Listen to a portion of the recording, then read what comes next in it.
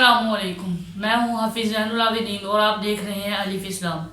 آج کے سبق میں ہم سورہ بقرہ کی آیت نمبر 44 کا ترجمہ سمجھنے کی کوشش کریں گے اور اس کے بعد اس کی تلاوت کریں گے۔ آئیں پہلے ترجمے کی طرف۔ بسم اللہ الرحمن الرحیم۔ اتأمرون الناس بالبر وتنسون انفسکم وانتم تتلون الکتاب افلا تعقلون۔ کیا تأمرون تم حکم دیتے ہو، تا کا مطلب تم اور یا کا مطلب وہ، یأمرون وہ حکم دیتے ہیں، تأمرون تم حکم دیتے ہو۔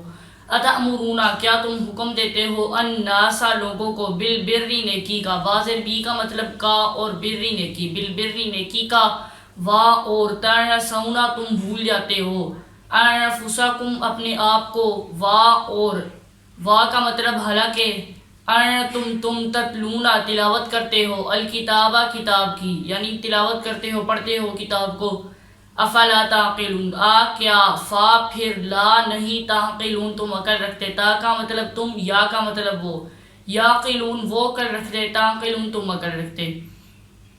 اتأمرون الناس بالبر وتنسون انفسکم وانتم تتلون الکتاب افلا تعقلون، کیا تم لوگوں کو نیکی کا حکم دیتے ہو اور تم اپنے آپ کو بھول جاتے ہو حالانکہ تم تلاوت کرتے ہو کتاب کی، یا اس کو پڑھتے ہو، کتاب کو پڑھتے ہو، کیا تم عقل نہیں رکھتے؟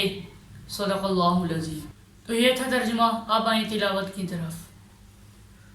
اعوذ باللہ من الشیطان الرجیم، بسم اللہ الرحمن الرحیم۔ اتأمرون الناس بالبر وتنسون انفسکم وانتم تتلون الکتاب افلا تعقلون۔ صدق اللہ العظیم۔ تو یہ تھا ہمارا آج کا سبق۔ انشاءاللہ اگلے سبق میں ہم سورہ بقرہ ہی کی آیت نمبر 45 کا ترجمہ سمجھنے کی کوشش کریں گے اور اس کے بعد اس کی تلاوت کریں گے۔ تب تک کے لیے اللہ حافظ۔